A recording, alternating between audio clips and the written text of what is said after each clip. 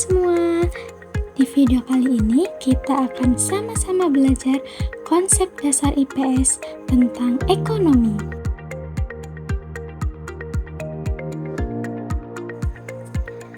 Nah, pada video kali ini capaian pembelajarannya yaitu siswa dapat menjelaskan konsep dasar ekonomi seperti produksi, distribusi, dan konsumsi, serta dapat mengenali peran uang dalam transaksi ekonomi dengan baik. Selanjutnya yaitu pengertian dari ekonomi. Ekonomi adalah ilmu yang mempelajari bagaimana manusia memenuhi kebutuhan hidupnya dengan menggunakan sumber daya yang terbatas. Dalam kehidupan sehari-hari, kita selalu dihadapkan pada pilihan-pilihan yang berkaitan dengan ekonomi, seperti apa yang ingin kita beli, bagaimana cara kita mendapatkan uang, dan bagaimana kita menggunakan uang tersebut. Selanjutnya yaitu apa itu produksi. Produksi adalah proses menciptakan barang atau jasa. Dalam produksi, kita mengubah bahan mentah menjadi barang yang siap digunakan. Contoh sederhana, proses produksi, mari kita lihat proses pembuatan roti. Pertama, petani menanam gandum. Setelah panen, gandum diolah menjadi tepung. Tepung ini kemudian dicampur dengan bahan lain dan dipanggang di oven.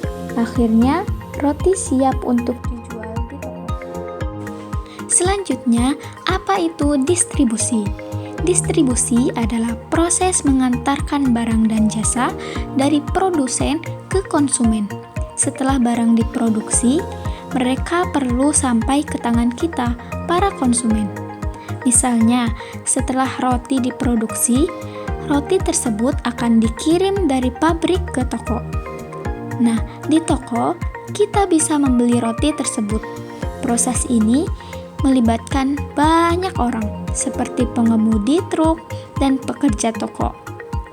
Nah, di distribusi ini sangat penting karena tanpa distribusi, barang dan jasa tidak akan sampai ke konsumen. Selanjutnya, apa itu konsumsi? Konsumsi adalah penggunaan barang atau jasa untuk memenuhi kebutuhan. Ketika kita membeli makanan, pakaian, atau menggunakan jasa, kita sedang melakukan konsumsi.